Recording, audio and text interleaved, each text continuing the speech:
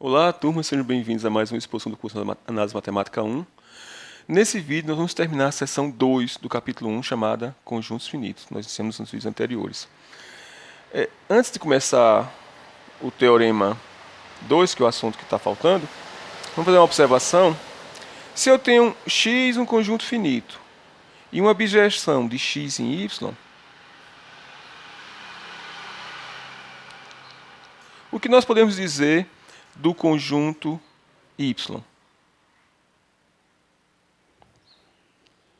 Bem, a nossa usual noção de conjunto finito, que a gente já carrega desde o ensino fundamental e médio, diz o seguinte, que se eu tenho uma bijeção do conjunto x e do conjunto y, e x é um conjunto finito, a função ser bijetora quer dizer que ela é uma função uma a uma, ou seja, elementos diferentes aqui do conjunto x vão em elementos diferentes do conjunto y.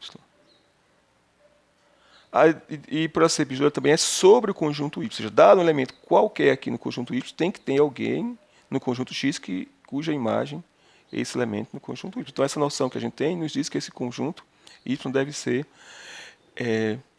finito também. A prova disso consiste a gente, para dizer que o conjunto y é finito, a gente tem que encontrar uma função dentro de um conjunto dos naturais de 1 até n, né, no conjunto y seja bijetora. Como o conjunto x já é finito, então vai existir realmente uma bijeção entre um subconjunto naturais, começando de 1 até n, onde esse n representa a quantidade de elementos que tem dentro do conjunto x. Então, tem aqui uma bijeção. Não vou chamar de f, porque tem f aqui, eu vou chamar de g. Então, como tem uma bijeção de n para x e uma bijeção de x para y, a composição de bijeções ainda é uma bijeção, então a gente pode fazer uma bijeção de n para y, e n e y vai ser um conjunto finito. Essa bijeção vai do conjunto in no conjunto y. Então a gente primeiro aplica g, então vai ser uma aplicação. Primeiro a gente aplica g. Depois que a gente aplicar g, a gente vai aplicar f. Então g é f composto com g, que vai sair do conjunto in e vai no conjunto y. Portanto, o conjunto y também é bijeção. Ou seja, se você tiver uma bijeção entre um conjunto finito e outro conjunto, esse outro conjunto tem que ser um conjunto finito. Bem, então agora vamos iniciar o assunto do livro, o Teorema 2, que afirma que todo subconjunto de conjunto finito é um conjunto finito. A prova desse teorema vai ser utilizada a indução matemática. Quando a gente vai provar por indução matemática, a gente vai supor que o resultado vale para um número n e mostrar que vale para o sucessor de n, que a gente já está sabendo que é n mais 1. Bem, então, em algum momento, nós vamos pegar um conjunto com n mais 1 elementos. Vamos pegar um conjunto que tem n mais 1 elementos. Digamos que eu tomo esse conjunto de n mais 1. Tem um elemento aqui dentro desse conjunto que eu vou chamar de A. E a gente vai retirar desse conjunto A, o A grande, esse elemento, para ficar um conjunto com n elementos. Então, esse teorema vai ser dividido em duas partes. Vai ser dividido em uma parte quando eu retiro do conjunto apenas um único elemento. Então, quando a gente retirar do conjunto A esse Azinho, vai ter um conjunto com apenas n elementos. Vamos poder usar a hipótese de indução nesse conjunto. Então, nós vamos tratar então, inicialmente desse caso, quando a gente tem um conjunto X que é finito, e dentro desse conjunto X, nós vamos considerar o subconjunto quando a gente retirar dele apenas um único elemento. Então, essa é a primeira parte da demonstração desse teorema. A gente vai seguir exatamente o texto do livro. Tá? Se a gente fosse fazer direto por indução, mais para frente ia chegar nesse caso, ia ficar muito longo, você nem ia mais lembrar da indução. Então, vamos lá, a prova. Então, vamos supor que x seja x um conjunto finito.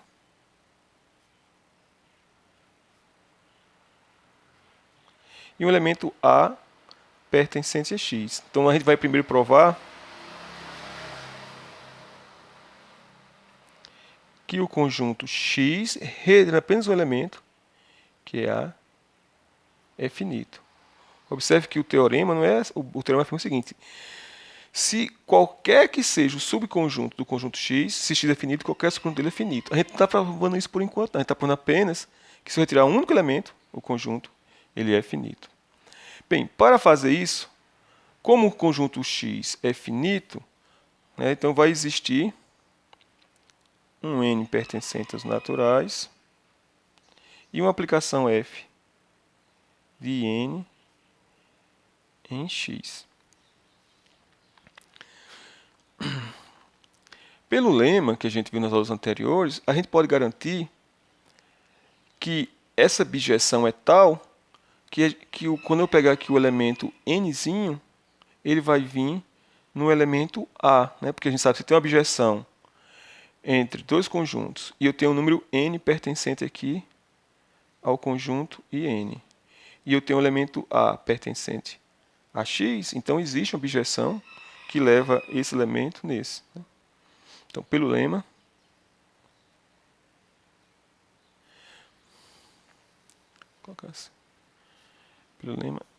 existe uma outra função,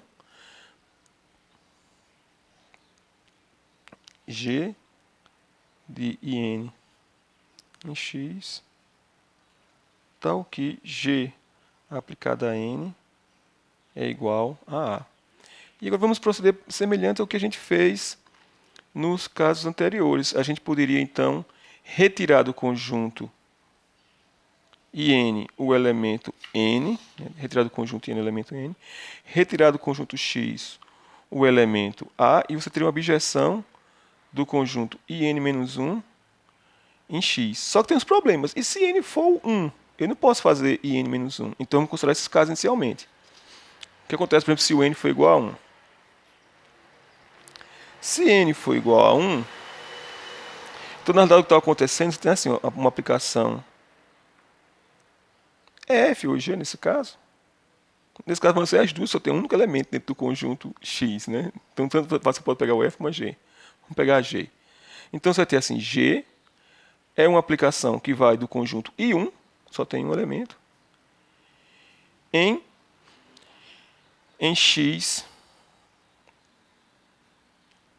como é uma bijeção, isso quer dizer então, que esse X também só foi formado apenas por um único elemento, e a gente está supondo que o A pertence ao conjunto X, então vai ser apenas o A.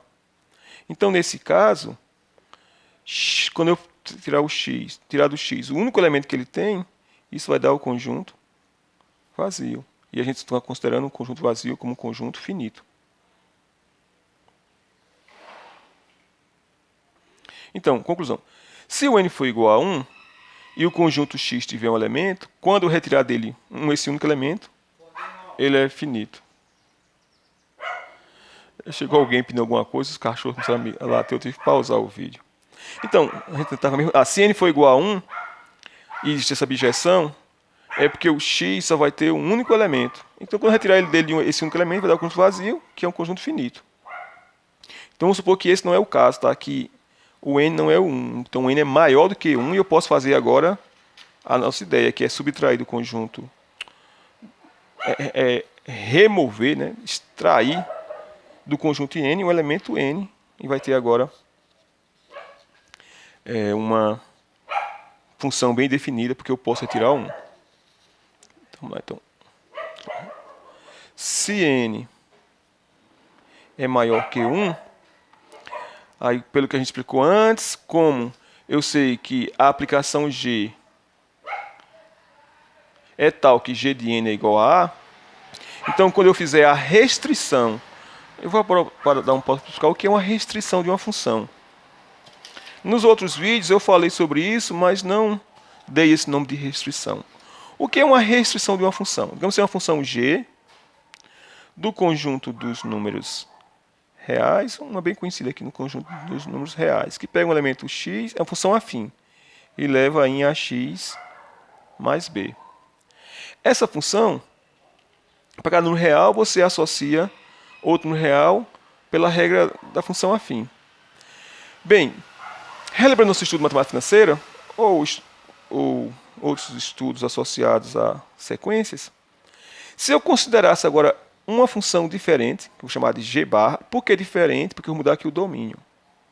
E o contra-domínio. Os reais vai continuar o mesmo. Que eu vou pegar o número x e associo a mesma regra. A regra não muda. Mas aqui eu mudei o domínio. Ou seja, essa função g para a função g barra, são funções diferentes? São, mas ela tem muita coisa em comum. A regra continua a mesma. Então a gente fez uma restrição. Em vez de considerar a função dentro de todo o conjunto dos reais, nós pegamos um subconjunto nos reais, que foram números naturais. E a regra continuou a mesma. Aí, nesse caso, a gente disse que essa função g barra ela é a restrição de g ao conjunto dos naturais. E usamos a seguinte notação. G barra é a função g. Aí coloca uma barra bem grande aqui embaixo, coloca o conjunto que você está fazendo a restrição. Ou o conjunto que vai ser o novo domínio da função. Então, nos outros vídeos eu falei sobre isso, escrevi g barra dessa maneira, mas eu poderia ter dito apenas assim, considerar a função f restrita a um certo conjunto, que é uma nova função na realidade, mas que mantém a mesma regra. Então, isso é uma restrição da função a um outro subconjunto do seu domínio, a um subconjunto do seu domínio. Bem, então, voltando agora ao nosso teorema. Se n for maior que 1, agora, diferente do que foi nos outros vídeos, que eu usei uma nova função g barra, eu vou dizer apenas, quando eu considerar a função g restrita ao conjunto in menos 1, que vai ser uma função cujo domínio, como está dito aqui, é o in menos 1, o contradomínio vai ser quem? Poderia ser em x, seria uma função. Mas como eu tenho que g de n é igual a A, se eu tirei o n do conjunto n, deu n menos 1, e eu tirei o A do conjunto x, nós ainda vamos ter uma bijeção, porque a função vai continuar injetora e vai continuar sobrejetora, porque para todo elemento do conjunto x, sem ser o A, tem alguém do conjunto... Cadê? Tem alguém do conjunto n que vem no x. O problema seria se esse elemento que viesse no x fosse o próprio n, mas não ocorre isso, porque o que vai no n, o n vai no A. E a gente retirou o A do conjunto. O único lugar que eu posso gravar esses vídeos é nesse lugar que eu estou, e é na varanda, e é impossível de se gravar, porque essa rua que eu moro era muito movimentada, foi recentemente asfaltada, e agora parece um pessoal que corre demais. Estão procurando um poste, qualquer hora eles encontram algum poste. Bem, então pronto. Então isso quer dizer que se o conjunto for finito e tiver n elementos, né? A gente está falando que existe um n naturais, tal que uma abjeção de n em x. Então, pelo que a gente acabou de provar, quando a gente retirar um elemento desse conjunto, esse conjunto continua finito, mas agora com n menos 1 elementos. Então, se não que uma aplicação aqui que eu escrever é bijeção. Pelo que eu acabei de explicar, e, portanto, o tamanho do conjunto x, quando eu retiro um elemento, é exatamente igual ao tamanho do conjunto x menos 1, que no caso seria n menos 1. Então, essa prova a primeira parte do teorema, dizendo que se o conjunto ele é finito, o conjunto x é finito, e dele eu retiro um elemento, o conjunto continua finito e com um elemento a menos. Como faz sentido aqui. Se tiver n, esse x menos o formado peninsular tem n menos 1 elementos. Agora vamos provar por indução o caso geral, quando o conjunto tem, quando você pega um subconjunto qualquer. Esse inicial era apenas um subconjunto unitário. Então agora vamos provar por indução o caso geral. Ou seja, o que a gente quer provar? O teorema que se você tiver x finito e y subconjunto de x, implica y finito. Não necessariamente agora y unitário. Bem, para fazer isso, vai ser por indução sobre a quantidade de elementos do conjunto x. Então, se é por indução, a gente tem que começar inicialmente pelos casos base. Bem, se o conjunto x... indução começa com n igual, né? Se o conjunto x for unitário, formada apenas por um elemento, os únicos subconjuntos desse conjunto unitário são o vazio, que é finito, e o próprio X. São os únicos subconjuntos. Esses aqui são... Isso aqui só tem um elemento. Também nesse aqui, esse X é formado apenas por A. São os únicos subconjuntos de X. Então, eles são finitos? São, porque o vazio é finito porque a gente definiu o vazio como finito. E o conjunto próprio X é finito porque a gente está na hipótese que o conjunto X ele é um conjunto finito.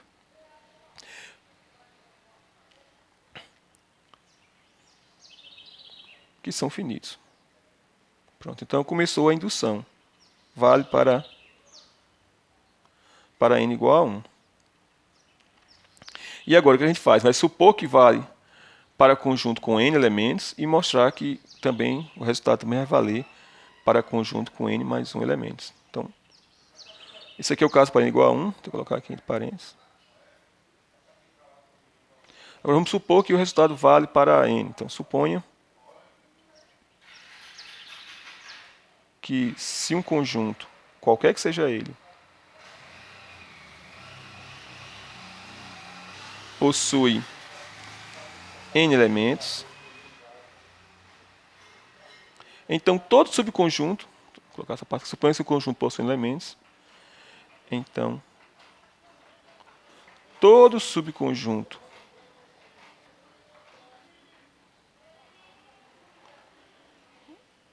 vamos chamar esse conjunto de X, né? Se um conjunto X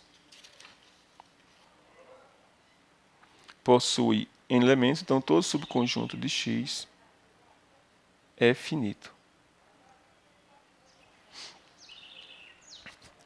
Então a gente está nessa situação, se um conjunto possui n elementos, então todo subconjunto desse conjunto é finito. E para a gente agora demonstrar o teorema, a gente vai considerar um conjunto com n mais um elemento. Então seja... agora vai ser complicado eu usar a letra X aqui, né? Vamos chamar de Z. Seja Z um conjunto com n mais 1 elementos e Y um subconjunto de Z. Bem, agora pode ocorrer várias coisas, né? Uma delas é, como Y é subconjunto de Z, pode ocorrer que o Y ou é igual a Z, ou Y não é igual a Z, Y é diferente de Z. Se Y for igual a Z, Y é finito? Né? Porque a gente está supondo que Z é um conjunto com n mais um elementos, é um conjunto finito com n mais um elementos. Então, se Y for igual a Z, se for esse caso aqui, está tudo resolvido, né? Porque, como Z é finito,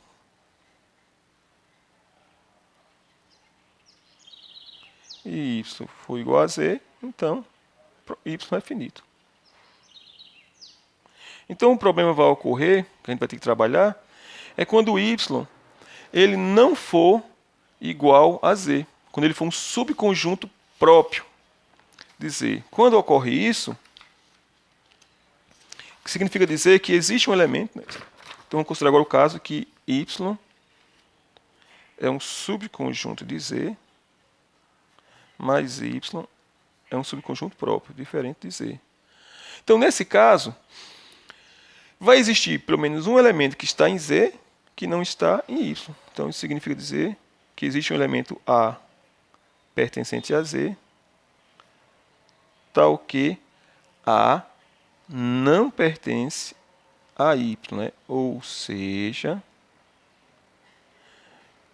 Y está contido em Z, mas o elemento A não está dentro de Y. Então, ele está contido em Z menos um único dos seus elementos.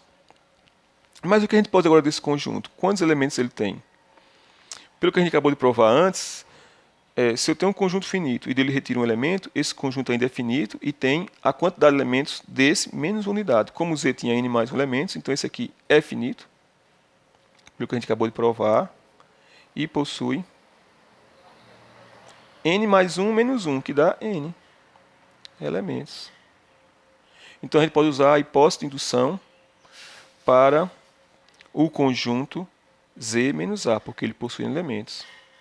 Então, por indução, todo subconjunto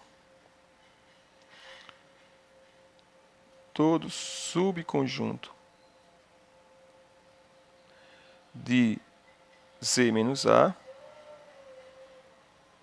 é finito. Por que é finito? Porque a nossa hipótese de indução é todo subconjunto de um conjunto que tem elementos é finito.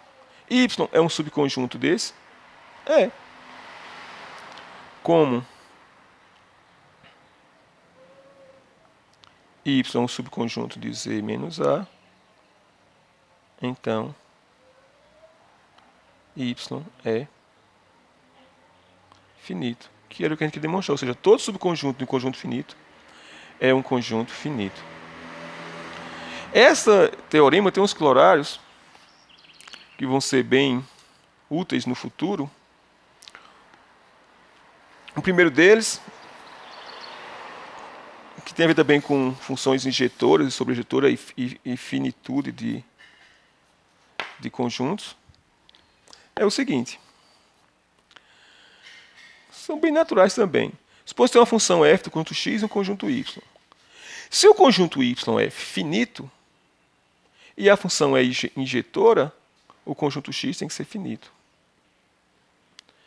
E se o conjunto x é finito e a aplicação é sobrejetora, então o conjunto y é finito. Vou fazer aqui uma ideia para ilustrar, lembrando que isso não prova nada, né, esses desenhos não provam nada, mas ajuda muito a gente a entender o que está acontecendo. O primeiro caso é a função é injetora e o contradomínio é finito. Então, vamos lá, a função ela é injetora e o contradomínio é finito, que y é finito.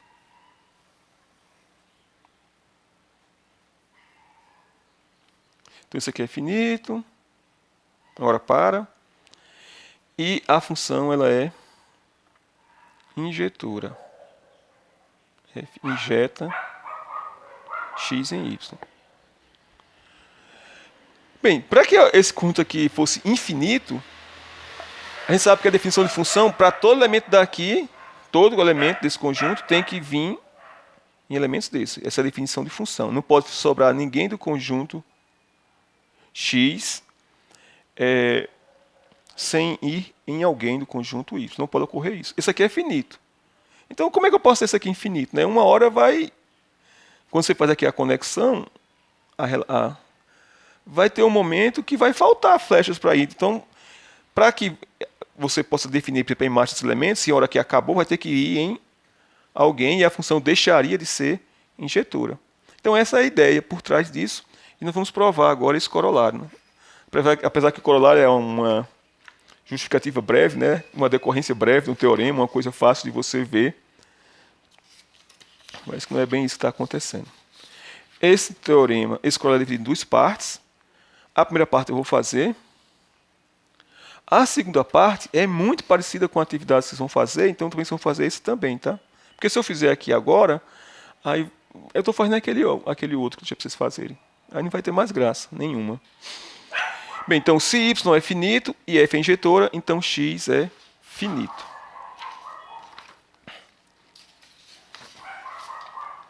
Acho que isso aqui mesmo dá. Então, a gente tem uma aplicação f do conjunto x do conjunto y. Essa aplicação f ela é injetora. Se ela é injetora, então, se ela fosse sobrejetora, ela já é injetora. Se ela fosse sobrejetora, então ela seria uma abjeção. Mas sabe que toda função ela é sobrejetora sobre uma parte do contradomínio, que é exatamente a imagem da função. Então, vamos supor que o conjunto todo vem aqui, nessa parte, essa aqui é a imagem. Então, quando a gente considerar a aplicação, vou chamar f barra, que vai do conjunto x na imagem de F, essa aplicação aqui ela é sobrejetora, né? Porque ela é sobrejetora porque eu já peguei exatamente os elementos do conjunto Y, isso aqui está dentro do conjunto Y, que tem a propriedade de que tem elementos do conjunto X que vem nele. Então essa aplicação aqui é sobrejetora. Toda função ela é sobrejetora quando o contra-domínio é modificado para a sua imagem. E ela é injetora? Então essa f barra é simplesmente a regra que continua sendo a mesma. Então eu peguei um elemento x e estou levando no f de x. A regra é a mesma. Então ela é uma abjeção. Se ela é sobrejetora, como ela já é injetora, então ela é uma abjeção. Se ela é uma abjeção, então a gente tem uma abjeção f barra de um conjunto x em um outro conjunto f imagem de f. Só que a imagem de f está dentro do conjunto imagem de f está dentro do conjunto y. E o conjunto y é finito. Agora vamos juntar as para a sua cabeça. E y é finito. A imagem de f está dentro do conjunto y. Então a imagem de f também é finito. Pronto, então esse aqui é finito. E eu tenho uma abjeção de um conjunto x no conjunto finito, como eu expliquei no começo do vídeo. Então é porque esse conjunto x ele é um conjunto finito. Portanto, x é finito. Por que ele é finito? Porque existe uma abjeção do conjunto x, que é finito, em um outro conjunto que é finito, porque a imagem de f está dentro de y. Pronto, esse aqui é o corolário 1. O corolário 2 trata sobre conjuntos limitados.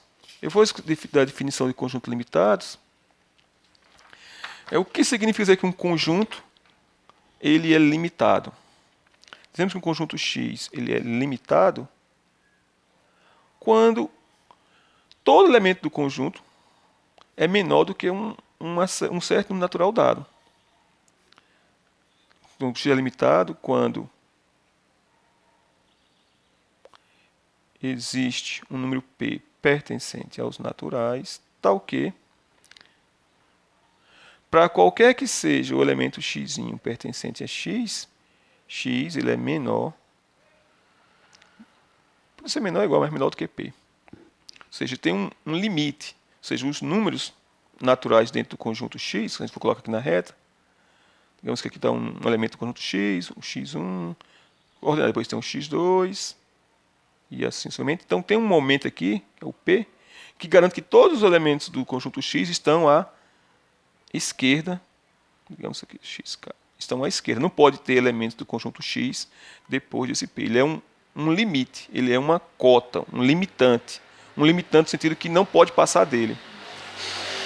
Então o corolário 2 afirma que um conjunto é finito se e somente se, corolário 2, deixei aqui, já para a gente não perder tempo, um conjunto X dos naturais, ele é finito, se e somente se ele é limitado.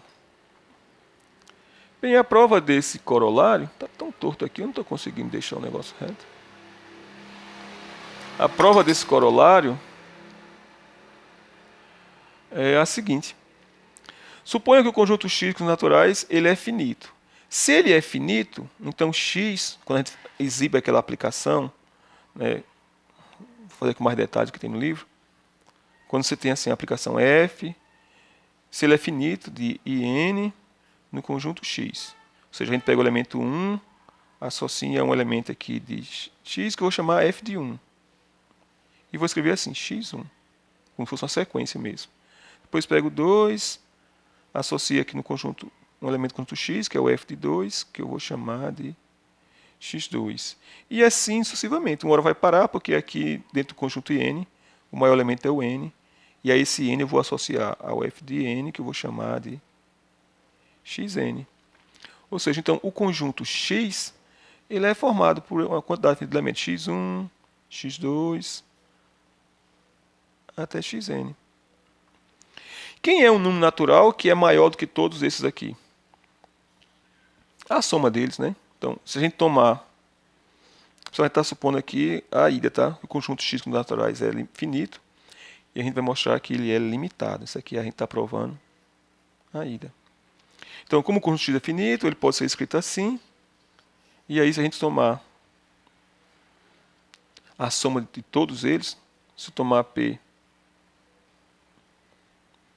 como sendo a soma de todos eles, x1 mais x2, somar todos esses números, esse número é maior do que qualquer um deles, né? Por quê? Porque ele é maior do que o x1. Porque x1 mais a soma de todos esses aqui, que é um número natural, está dando P. Porque x2 é menor do que P. Porque quando somar x2 com todos os outros, dá P. Então, essa é a definição de ordens naturais que a gente colocou. Então, pronto. Se x ele é um conjunto finito, então ele é limitado. Agora vamos fazer a volta. Por que se ele for limitado, ele é finito? Se x é limitado, a gente prova agora que ele é finito. Se ele é limitado, quer dizer que para qualquer que seja o elemento x pertencente a x, existe o número p pertencente aos naturais, tal que x ele é menor do que p. Mas isso quer dizer, então, que o conjunto dos elementos que formam o conjunto x está contido dentro dos números naturais que vão de 1 até p. Né?